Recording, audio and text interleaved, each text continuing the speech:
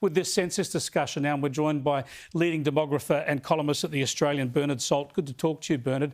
First up, just on this religion question, have you seen a campaign like this before a census previously, where people are actually trying to be coached as to how to answer a question? No, I haven't. It'll be very interesting to see what the impact will be on the figures. I've been tracking this figure precisely for a couple of censuses now. At the 2006 census, 78% of Australians said they had some sort of religious affiliation. So what's that, 22% no. 5 years later, in 2011, it had dropped to 75%. So there was a 3 percentage point decrease. So people were moving away from traditional religion between 2006 and 2011. Then in 2016, it dropped to 67%, which was an 8 percentage point decrease.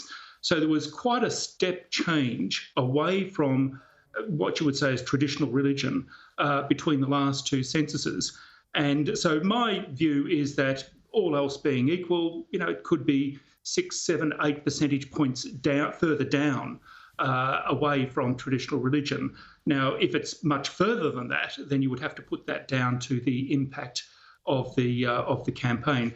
However, it's very interesting because the fact that a census is being taken in the middle of a deadly pandemic, it might have the impact of making people rethink about religion. Exactly, also, we're all contemplating our mortality. Mortality, that's right. Just on that, though, look, this campaign probably helps build awareness about the census. So from that point of view, the ABS would be happy about it. But what about the idea of 15 million people being in lockdown? Is that going to skew the census in any particular way? Well, it's certainly going to impact a question that I've been following, which is the proportion of workers working from home. That proportion has not changed for the last 5 or 6 censuses. It's 5 percentage points. I suspect that in November next year, when we get the results, that could be 15, 20 or even 25%. So there's obvious things like that that are going to be impacted by the census, or the pandemic is going to shape the census in that direction.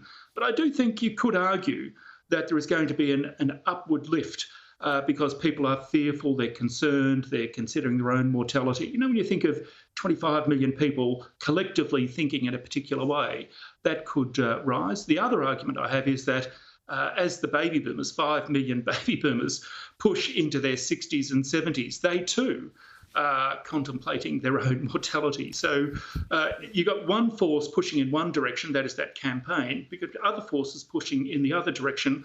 We'll see where the final line lies in about 15 or 16 months. Yeah, it'll be fascinating to take note of that. Now, also, you've been looking at our demographic movements throughout the pandemic. Give us an update on those people you call the Vespers.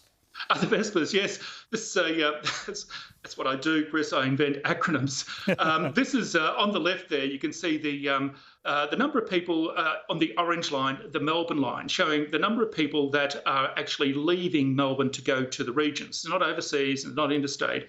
It's actually going from a capital city into the regions. And Brisbane has gained. Sydney sort of always loses people to the regions.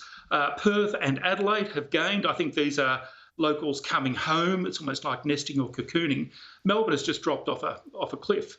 And I think it's around about 2,000 people per month for the last 6 months or so have been leaving Melbourne for the regions. I've dubbed these people the Vespers, VESPA, the virus escapees seeking provincial Australia.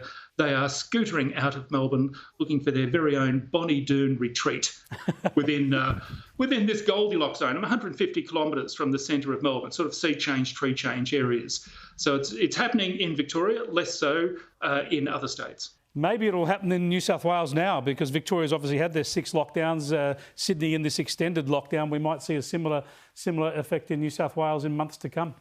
Very much so. In fact, I often, speaking and moving around Australia, people say, we're unique or we're different. But in actual fact, if there is a trend on, you can actually see it surface in most parts of Australia. So certainly, I think there has been a Vesper movement out of Melbourne over the last 12 months or so. And given this lockdown, I wouldn't be surprised to see some people Vespering out of Sydney to find their very own Bonnie Doon in regional New South Wales. Indeed. Thanks for joining us, Bernard. Appreciate it. My pleasure. Bernard Salt there. You can read his stuff in The Australian. Don't forget your census tomorrow night. I'll be sitting down doing my census form. I mean, what else am I going to do? And I'll tell you what I'm going to put on my religion question. It's my business, nobody else's.